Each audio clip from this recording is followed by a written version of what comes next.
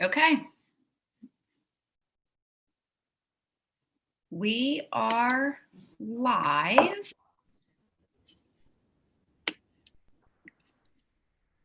Hang on, I'm just shifting my browsers around, sorry. Okay. Welcome everyone. Welcome. It is Friday, August 28th. No lie, dates have escaped me recently. I can't read my own calendar. But today is Friday, August 28th. This session is focusing on how to collect work in Google Classroom. So if you're here with us, please remember that you can just simply add this to your building PD log as far as IPTIP credit if you would like. If you are watching this via the video in TLH, you can do the same. And just write down the title of this and then we're good to go. If you have any questions, pop it in the chat. Jessica Jackson's here. She'll get you. She'll figure it out for you. But then remember too, your building PD people, Morgan, that would be Katie Williams, I believe. I don't think it's switched. So Trish is also here. She is joining us to help man the chat if we need to. If you have additional questions, feel free to be popping the questions in the chat if you want to. We stay small enough of a group, you can just unmute and pipe in. I don't mind. Don't feel like you're being rude. Chances are the question you have is also the same question that 6 other people are having. So if we can get that out in the open and we just clarify for everyone, I think it'll be a lot better. And remember, this is Google Classroom, and kindergarten, first grade, second grade teachers, you will use it somewhat differently than the third and fourth grade teachers. And keep in mind too, student background as far as if they've used Google Classroom or not will play a factor in how you need to instruct them. There's going to be a lot of explicit instruction that you're going to have to give to these kids so that they're aware of it. And a big goal of ours with all of this blended learning PD is we've got to get our classes set up now, immediately, right away. We don't have the luxury of assuming that we're going to be in school all year anymore. I feel like that dream is it was pulled out from underneath us. And now we have to be thinking more in the way Trish Jelinek put it really nicely on Wednesday when we did the calendar. She said, really, I feel like I need to be thinking about my classroom that I'm teaching remotely, even though I'll have kids right in front of me, face to face with me, because we had been talking about how some of your kids might be out for strep. Some of them might be out for a funeral one day. Some of them might be out for 2 weeks for quarantine.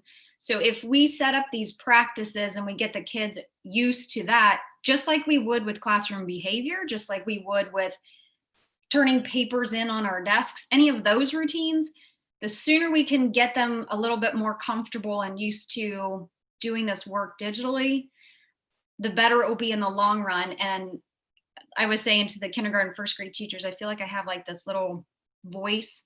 You could call it a devil or an angel, depending on how you're feeling at the moment, kind of talking to you in your ear and okay, but what are the kids seeing? How do they see this? How do they know what to do? I mean, I'm the adult, I'm setting it up. I know because I'm doing it. But you gotta shift your thinking around and look at it from what are the kids seeing and what are they getting out of what you're doing. So I had a few volunteers take me up on joining a Google class as a student. And I told them, I said, don't feel like you have to be here, because again, it kind of resembles the whole, we might have some students working remotely for a day, 2 days, 5 days, whatever. So if they're not here, no stress. If you are here, please feel free to pipe in.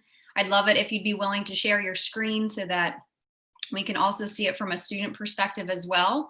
And on that note, please know that I will be making and sharing out, I haven't shared it out yet, but I will have a fake student for every grade level so that you can have a fake student to pop into your Google classes, not any curricular programs, just Google classes, so that you can see as a teacher from the teacher perspective. Like as a teacher sitting here, you can log in as that fake student and see what it is that they're seeing. I will share that out. And then keep in mind too, I always caution teachers when they use this, that fake student is not going to do work unless you do it for them. So you'll always have like that one that hasn't done it. So keep that in mind too, that it's going to throw your numbers off, that fake student. And I like to say that up front because then it's maybe a little bit less frustrating when you go, gosh, I always have one kid that doesn't do anything. Well, it's your student that's not really a student. Okay, let's be real. Okay, so what I'm going to do is I'm going to go ahead and share my screen. And if you are joining us live, remember that you can always go back and refer to these videos. It's not a problem. Go in to TLH, find them, review what you need to, and check it out. Okay, so I'm going to share my screen.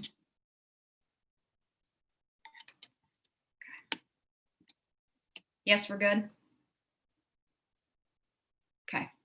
And then if you would please stay muted unless you have a question. I know we all have background noise. Chances are my dogs are probably going to pipe in at some point, but you know, let's just be respectful of everybody else. Okay, so what you can see on my screen right now is I am a teacher, and I'm a teacher in a lot of different classes. So this is something that I want to caution everyone about. I really hit it hard with the kindergarten and first grade, but this goes across the board. The more classes that we make for our students, the more cluttered this homepage is going to be for our students. And the more cluttered it is, the more options these kids have to click on. So keeping in mind how you name your Google classes is going to be important. You can see I have 8, 9, 10, 11 classes on here. So if this was me as a student, I already have to scroll in order to see this, to see all of them. So keep that in mind. And the names don't fully show up. You have maybe 20, 25 characters up there, and then they kind of trickle off.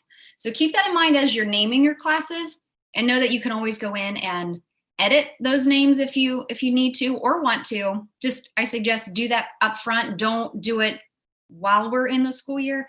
It can confuse the students. And one thing I would ask everyone to either make a giant note, grab a Post-it note or something, make sure that you do it, or if you only have 1 or 2 now, please archive all old classes. Because until that happens, they're going to stay here, not only for you, but they also still show up for all of your students.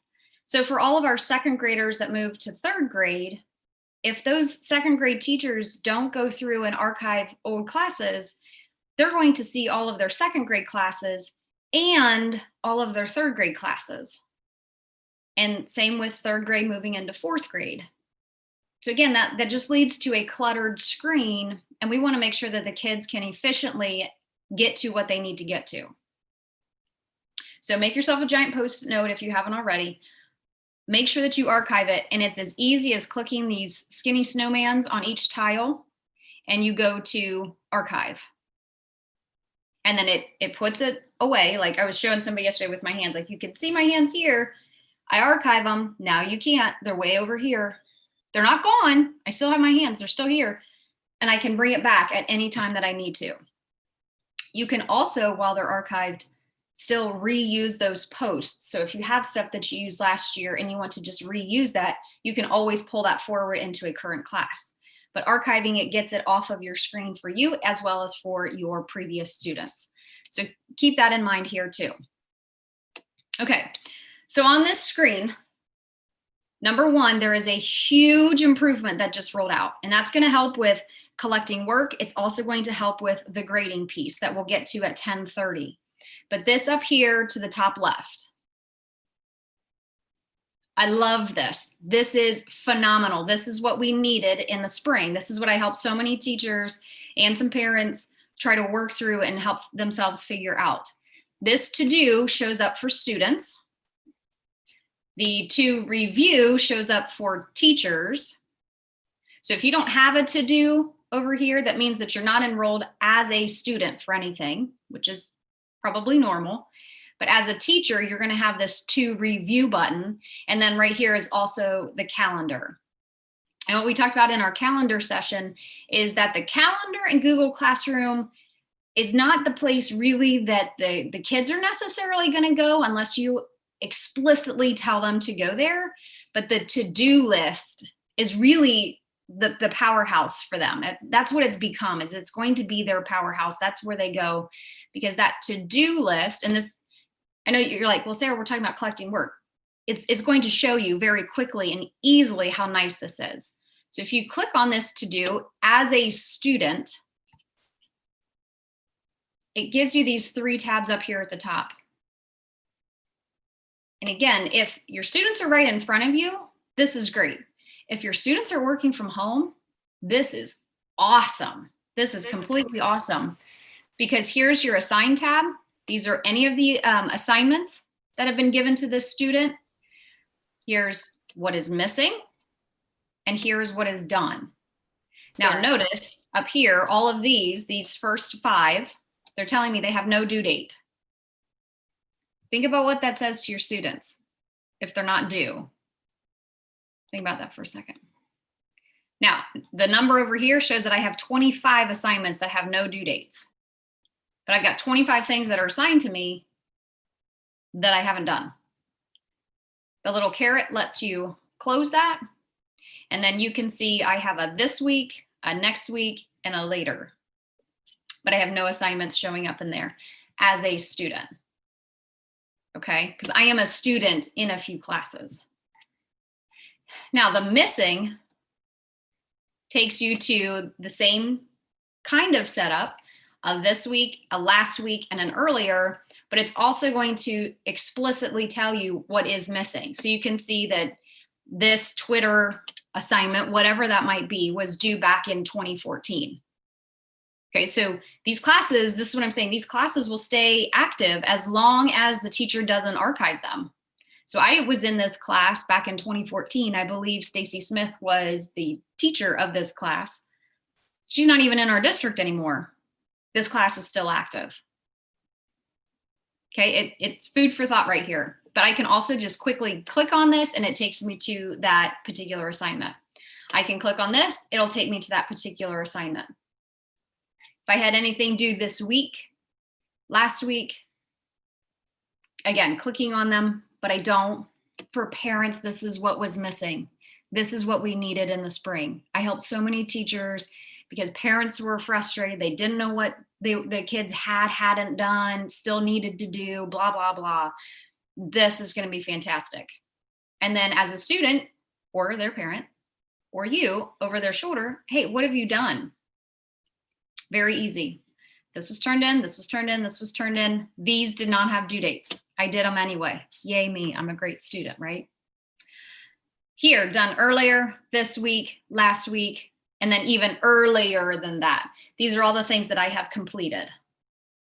It's really nice, this nice, clean dashboard. There's not a whole lot going on. Please show this to your students right away. Teach them this. Obviously, kindergarten, first grade, I'm also going to put in a plug. Maybe this is not what you show them on the first day. I think getting them into the class is a great task first. Second grade, third grade, fourth grade, 100%. Show them that this is there. Start getting them used to doing this, just as you would having them write down on a planner. Hey, Sarah. Yes, ma'am. We've got a quick question here. To be clear, as a teacher, I will never see the to-do list option. Is that correct? Well, that's not true because I'm a teacher and I see it. This is because I am a student in a class. So if you are not a student in any class, then no, you will not see the to-do list. Okay? We good? Okay. So now as a teacher, here we get into like the collecting of work. So if you know that students have those 3 tabs, the assigned, the missing, and the done, yes, Google has helped you out here. Here's the to review list. So here's where you can see what has been turned in. And then what you've already, this is all the stuff that you still have to do. And this is all the stuff that you've already done. Okay, so anything that you've assigned is right here. And then anything that you've already checked over as the teacher will be here. Now, the other nice piece to this is if you have multiple classes, and I know, again, the older you get, the more likely it is that you'll probably have more than one class. You can be looking at all of them at one time, or you can narrow it down to just one particular class. So these are all just the assignments for today, or for this particular class, which is the one we're working in today. But if I were to go to my practice classroom, you can see I have 3 assignments, 0 have been turned in, 0 assigned. I don't have any students in this one. It's just a practice one. And then 0 have been graded. And again, click on these and it takes you right to that particular assignment. Skinny snowman over here. You guys know the skinny snowman is always hiding some items. So maybe this is something that you've got assigned and you're not going to grade, like, so check out the different icons to help you understand, like, what are your options. Okay, we good? Questions? Sarah, I'm sorry. For some reason, you cannot see me. I'm on my computer at school, and I don't know why you can't see me. But I'm not trying to be rude. But anyway, I checked. I know you said that this is taking, like, it'll take a while to roll out. After our class the other day, I checked, and I don't have it yet, but you said it's eventually going to roll out for all of us. Okay. Yeah. Kristen Bittner, who's, I believe she's on here too, she said she didn't have it literally at the beginning when we were talking about this. Huh? And then at the end, she was like, oh, I do have it. Oh, okay. So it might be one thing that you could try is to update your Chrome browser. If that doesn't work, then Google likes to roll these things out. They don't like just like, bam, like right in everybody's face. It ends up being like this. And they typically say over the course of 2 weeks. Okay. This is one that has been rolling out for a while. So I would be shocked that if it's not out before we start school. Okay, thank you. You're welcome. Okay, so now we're actually going to jump into a Google class, and you can see, number 1, right off the bat, I've given these due dates, these assignments, and this will show up for kids too. This is due today. So if you're a student in my class, it's even got a time on it. It's due by 9:30. You can click on this and it takes you right to that assignment. It really goes a lot. Now, there's 2 there. There's not enough space for like 45, but if they have assignments due in each particular class, you could have these things showing up. And then again, it just makes it a little bit simpler for our kids. And for elementary kids, I'm a big fan of simple. So now I'm going to jump into this class. And you can see that I have my stream up because that's what it's always going to take you to. If you haven't heard this before, and if you have heard this, you're going to hear it again, because I think that this is an incredibly valuable thing that we can do for our students. Because again, this was a sore spot, a troublesome area in the spring, was this stream just became incredibly cluttered. Like there was just so much stuff going on here. And I would have teachers say, my kids can't find anything. The parents don't know what they're looking for. There's just so much stuff there. Can I delete these? Well, you can always delete stuff, right? But when you delete it, it's gone. We don't want to do that. So what I always suggest, and you have to do this in each individual class, is come up to your little gear wheel up here. And here's where you can customize whatever you want up here. And then it's in this general section. And down about halfway through the general section, there's this one called classwork on the stream. I would strongly recommend, and I can't require it, I can't force you to do this, but I do believe this is in our students' best interest. Hide the notification. There's 3 options. The default is I believe the condensed one. Hide the notifications.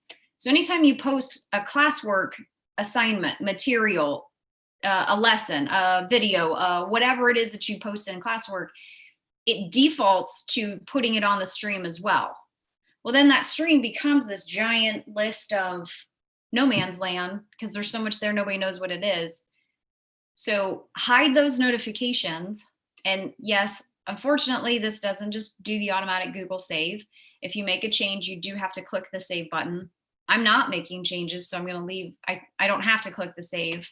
And then I'm going to go back to here. And now the only thing that's going to show up on my stream is something that I put there. So I have specifically put this here because I want when my students to come to this page, I want them to see this right away.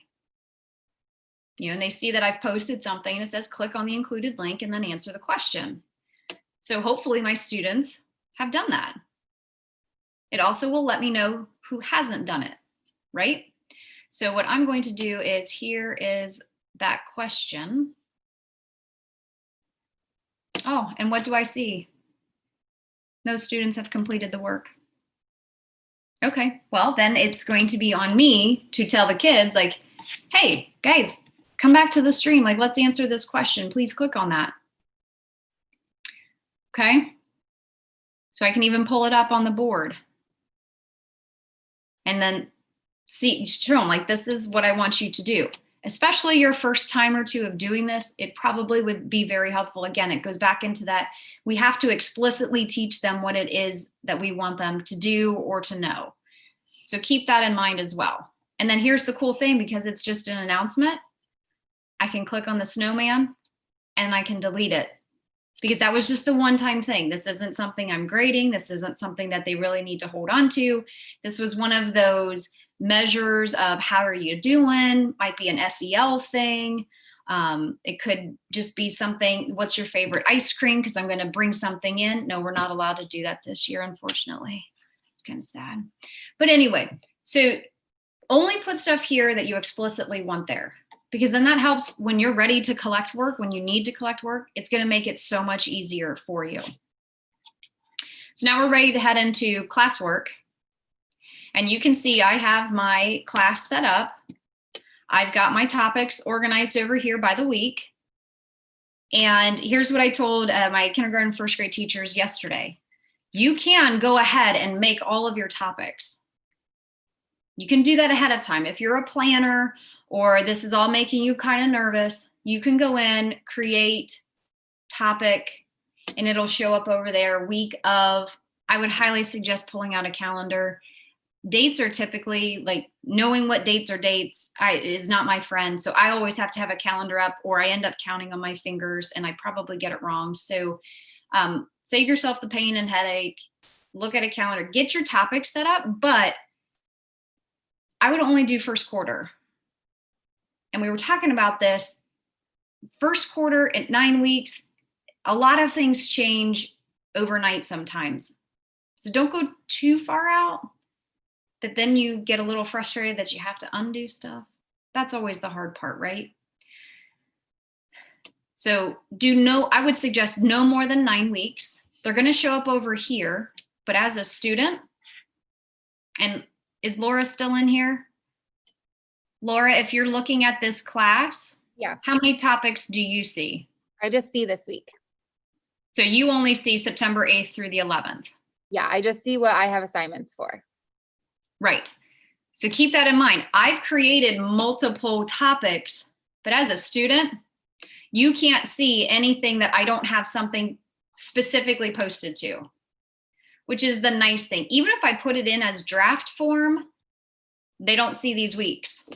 They don't see them until I'm ready for them to see them, which means I've posted something there. Okay, so she's only seeing this particular week right here, and that's it.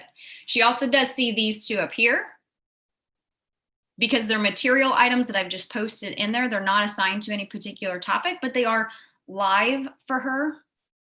So keep that in mind as well. Now, here's the thing, collecting all of this work, we have to be very, very clear, and we all have to understand the different items that you can, or I should say the different ways that you can put things in Google Classroom. So under your create button, you have these 5 things and then your topics. Topics are simply just your buckets over here of what you're labeling for the particular week. Let's talk for a moment of what each of these things are. And you might go, well, Sarah, I'm an adult. I understand this. but I really want you to understand this because I've seen a lot of teachers post things using one of these and it really doesn't fit that category, and then it'll throw some things off. So let's just start this year off clean. This assignment truly means that you want something back from the kids, that they're each going to do something, whether it's 5 of your kids because you're doing a small group activity, or it's your entire class. This assignment is truly that you want something back from these kids. Okay, that's when you use the assignment. This quiz assignment, Google has a feature in Classroom to where if you use this quiz assignment, it automatically creates a Google form. I'm not the biggest fan of this one because then you go in and you actually create the quiz after you click this. I'm a bigger fan of creating my forms, whether it's an assessment, whether it's a check-in, whether it's a how you doing kind of thing for a Google form. And then I use the assignment to add the form in. If you use quiz assignment, it makes a form for you, and then you have to customize it at that point. So I would suggest probably staying away from that one. This question feature, I love it. I love this question feature because it allows you to ask the kids a question. It could be, what did you learn yesterday? Like maybe it's a daily starter. Maybe it's the some kind of seat work that you're having them do right away when they come in, because they can't all be up and milling around anymore, right? They're not going off to last year's teachers saying hi to them. They're going to be in your rooms. So if you go ahead and give them something to do, it doesn't have to be hard-hitting academics. It could be, what did you learn yesterday? Or what are you struggling with? Is there anything that you'd like to tell me? It could be a multiple choice question. What's your favorite pizza? What's your favorite color? It could be anything. What'd you do over the weekend? Give them some practice typing. Give them some practice responding. I love that question feature. It doesn't have to be graded. It doesn't. You can, but it doesn't have to. And then here for the material, this is really just, I want you to have this. I want you to be able to see this. I want you to be able to access this. Okay, so if you put something in as material, you are not anticipating the kids giving you something back. You're putting something in there. And if you notice up here, I linked this material, links to a YouTube channel, because I always love to do social studies, to this PBS web series or PBS series. It was actually on TV, and I actually had the VHS tapes for it many years ago when we still had VHS players. But it was great because it was like a cartoon. It was quick. It was like 25 minutes. It was wonderful. You can now watch those on YouTube. So maybe we're doing an American Revolution studies, and I just want the kids to be able to go here. I'm not asking them to do something with it. I'm not attaching anything else. Like, it's a resource for you. Same with code.org. It's a website. It doesn't show up on the Media Center pages. It's not going to show up on the Media Center pages, but I want my students to have this. I would put that in as a material, and I would not put a topic to it. I would just leave it and it stays up at the top.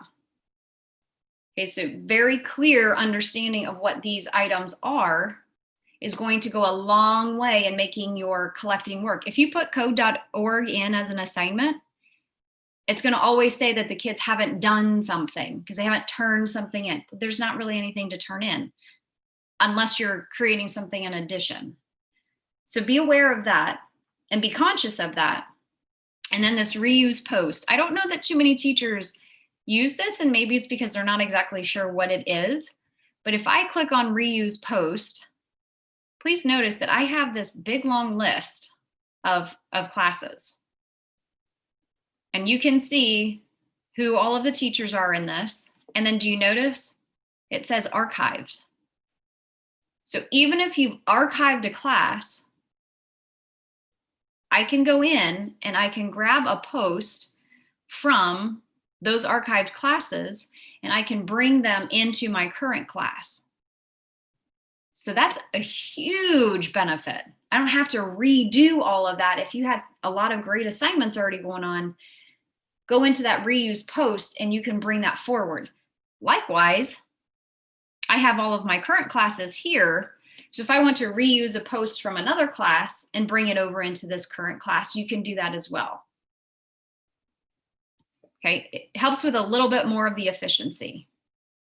Sarah, we've got a question. Yep. Where is material stored once it's posted, and do you have to keep moving it to the top? No, material is wherever it is that you tell it to go. Sorry, I felt like I had something in my eye.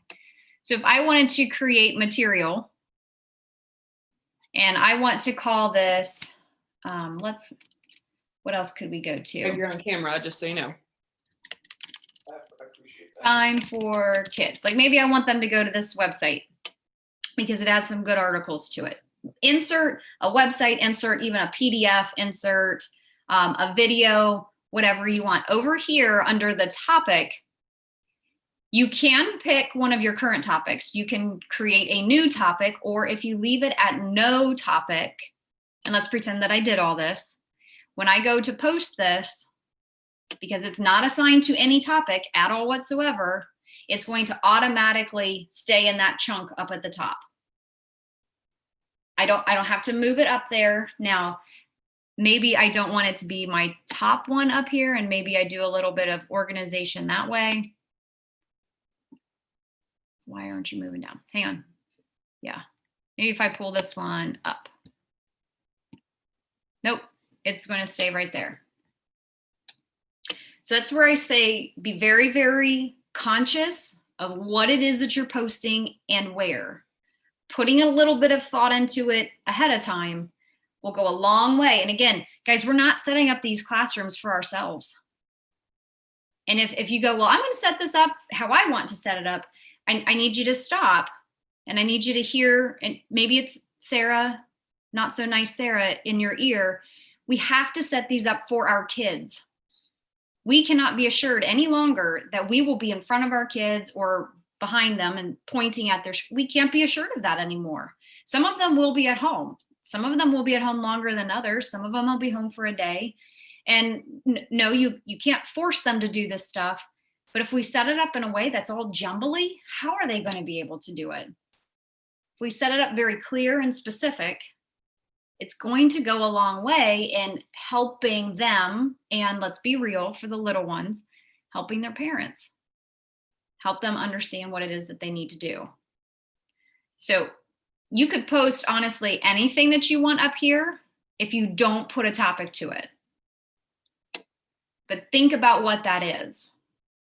Now, there is always oopsies, right?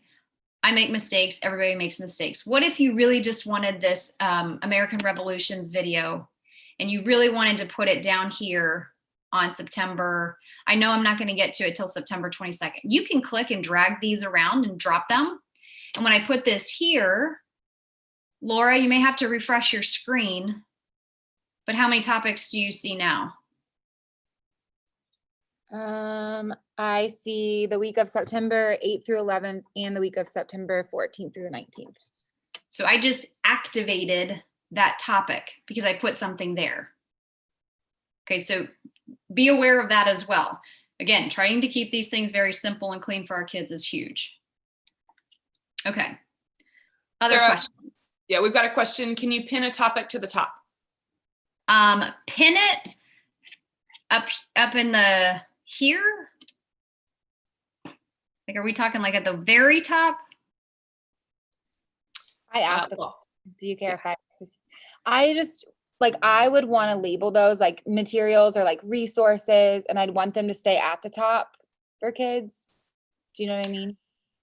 These two up here is what you're talking about. Yeah. Okay, so by not putting a topic on them, you do put a topic on them, right? Because it's the no topic. Now, it's not going to show up over here. If you wanted that, my suggestion would be to create another topic that's called resources, but I would not suggest those being up at the top because we want the kids to see this is what we're doing this week. We need to get them focused on that. If you want to make a resources or extras or going furthers or whatever topic, put it down at the bottom. And that means that they have to go to it because you want your kids to do this stuff. And then if they have time, they can come do this stuff. But if it's something that you just want to have there accessible to them today, tomorrow, in 6 weeks, not putting a topic on it will put it up here, and it acts as pinning it, because by default, no topic, it's always up at the top. Okay. Other questions? Okay, let's jump in to see the difference between, so a material, when you look at it, like I didn't put anything here. I didn't even add a link. Okay, so that's a problem. Let's go back, and I'm just going to click on the name here. Go to classwork.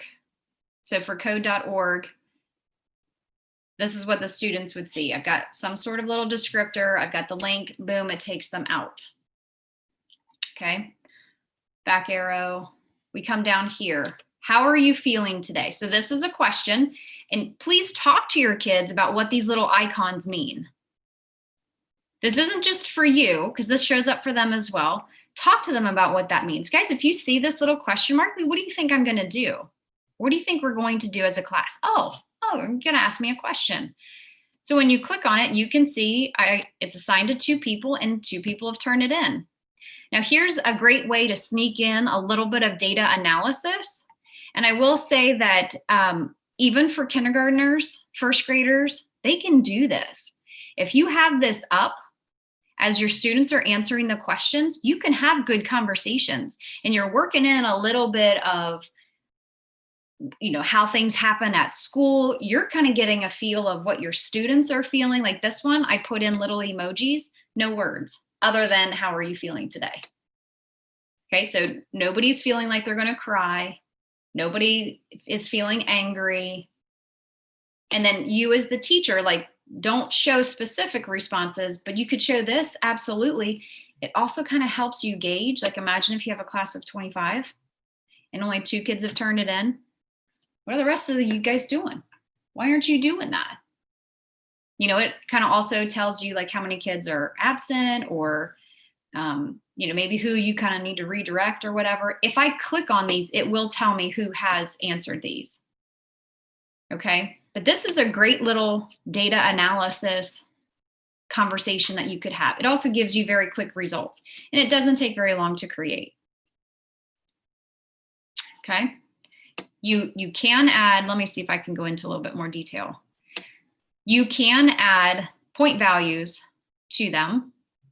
And you can see over here, this is my teacher side, and we'll get more into the grading piece of this later, but you can see here, it shows me, this is the screen that I would not put up. I would not show this to your entire class, right? Because kids' grades are sensitive information. Everybody doesn't need to know, but you can always come into this, and this might be more of a participation grade than anything else, but you can see that Jessica and Angela have not done this.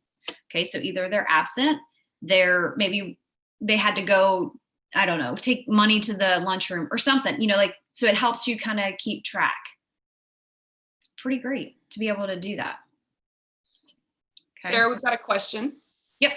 How do you assign to individual students, groups of students, and or the whole class? And if that's a topic for a whole nother session, that's okay too. Nope, that's part of this. But you see it, like questions are pretty cool too. Very quick, and I just went to, I have this website, and I refer to it often. I even have it bookmarked. That's how much I like it.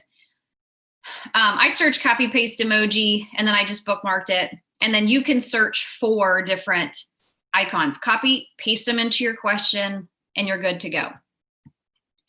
Just wanted to put that out there. That's how I got them in there. Okay, and yeah, I did bookmark it because I'm like that.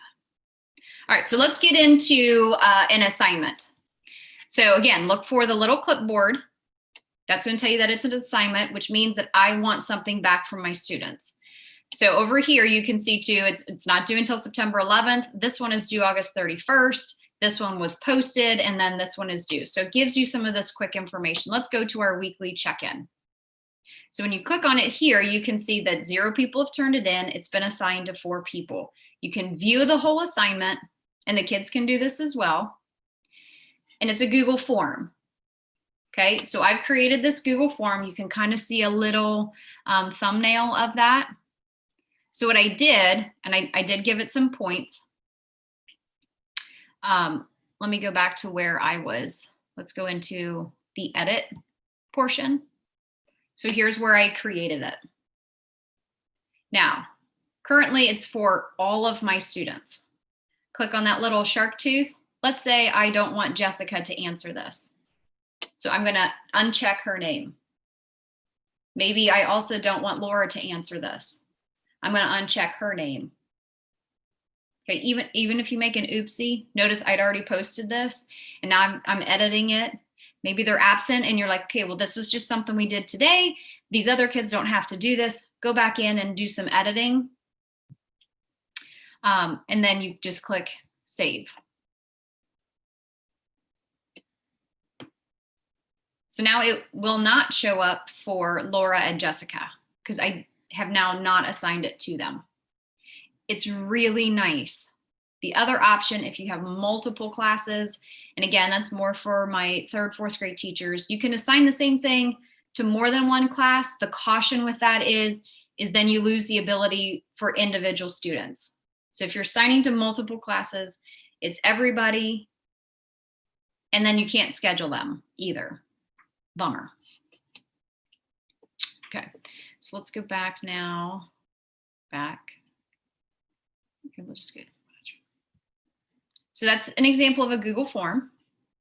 So now let's go to this guy down here, number 7. And I really do like the numbering because for our students, it gives them an order of what to do. Looking at this one, you can see when I click on it, it's got a Google Doc attached to it.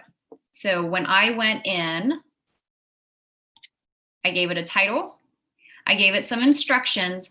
I just went ahead and tucked the YouTube video here. You don't have to, but I put that in the instructions part. You could also put the YouTube video on this Google Doc. You could add it here. It's more of pick one method and stick with it for your students so that they're always comfortable with knowing where to look for those instructions. And I would also then, if you're sharing these students, and I don't believe anybody is actually sharing them with other classroom teachers. I think everybody is self-contained, but maybe talk to the special areas teachers, your gym, your art, your music.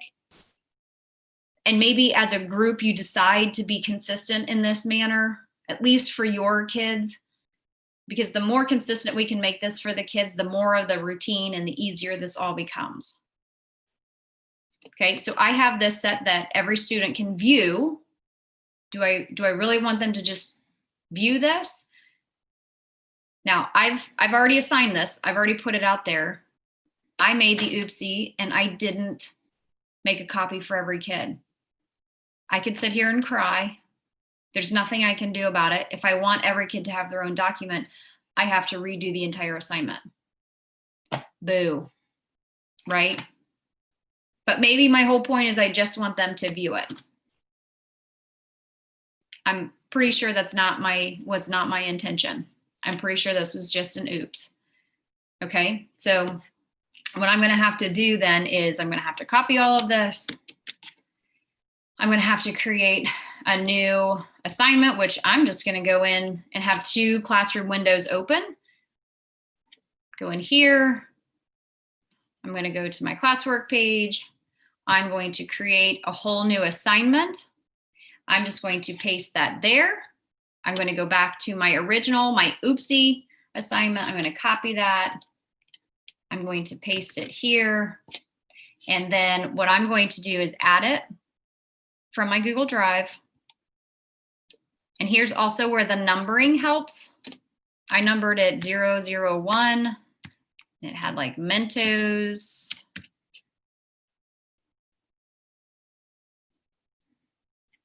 Mentos, find me.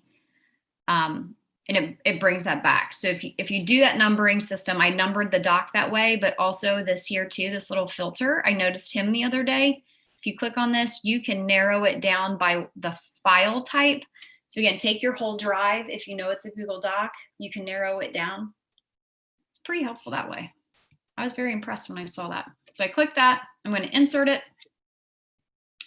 And then I want to make a copy for each student. Okay, what class is this for? How many students are getting this? What's your point value? Does it have a due date?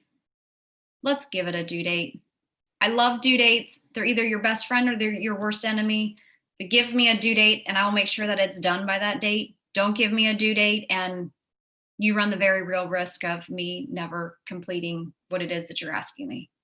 Just being honest. And think about it too. If I gave you something and I said, here's a 5-page packet that I want you to go through and read and highlight all of the main points. And you say, well, when do you want me to have it back to you? And I say,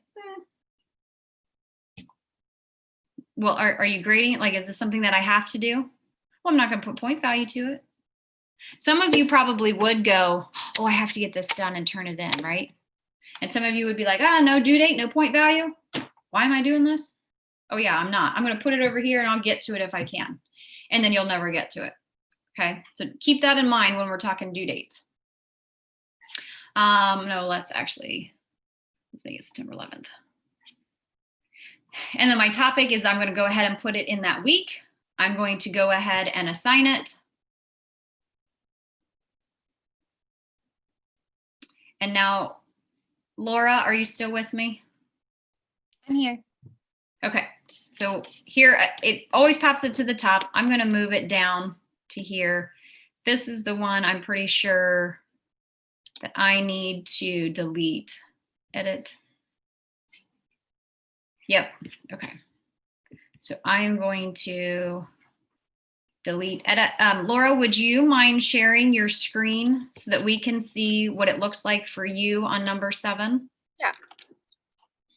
And then, hang on, I'm pretty sure I'm gonna have to give you permission. I think I did.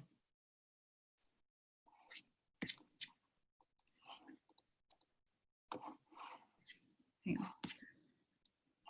Okay, if you would pull up your screen so we can see what it looks like from a student perspective.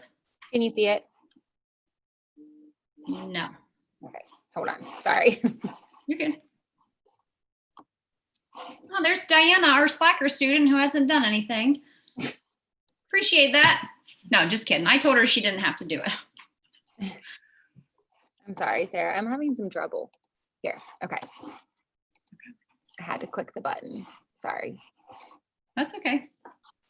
You all saw my live stream fail the other day. It's all good. Okay, so you see Laura's screen. Here's the stuff. She's going to go ahead and open up that assignment. Now, pause here. Go ahead and click that. On Laura's screen, do you see where it has her name? And this is where you guide the kids, at least the first few times. Laura, do you see your own name on the screen? Do you see like over to the right side? Yeah. Laura counts. Because that document was made just for her. So she goes ahead and she clicks it and she opens it up. And she pretends like she does the work. Okay, yippee, do. Okay, Laura, thank you. Now, let's say Laura is done. Laura, stay there, stay on your dock. I wonder how many of you noticed, do you see the turn-in button? It's not very noticeable. It's not very prominent, but it's there. There's a turn-in button now up above by her share button in the top right-hand corner. When she's finished, she should be able to just click that.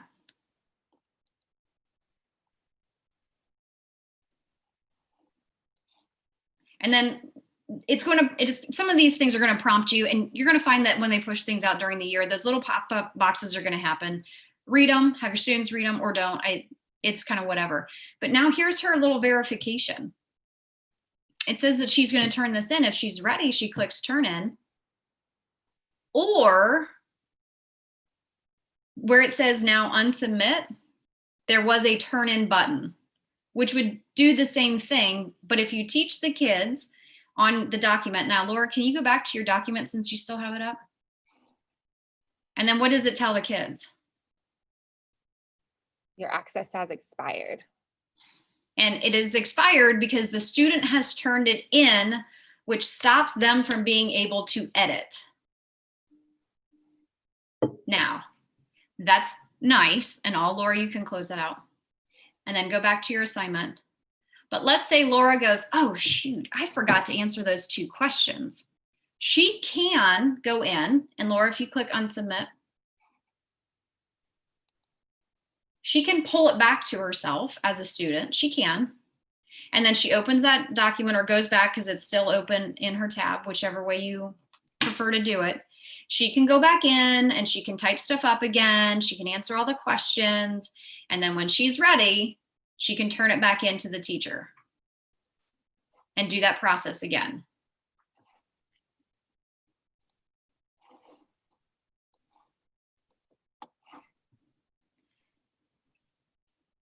Questions at this point? A common question that I get from teachers, thank you, Laura. I'm gonna take back over. Yep. A common question that I get at this point is, well, what if I don't want the kids to be able to unsubmit it and then resubmit it and keep doing that? You can't prevent that. You can't prevent that. Don't look at that as a negative. If your kids are willing to unsubmit something, go back in and keep working on it, I'd pat them on the back like, you go, dude. That's awesome. Go for it. Now, grading purposes, you might go, well, Sarah, that's kind of aggravating. But watch what happens when I go in here and I go into view assignment. Here's Laura. She's turned it in. Diana, Jessica, and Angela have not. I can pull up Laura's work. I can see all of this.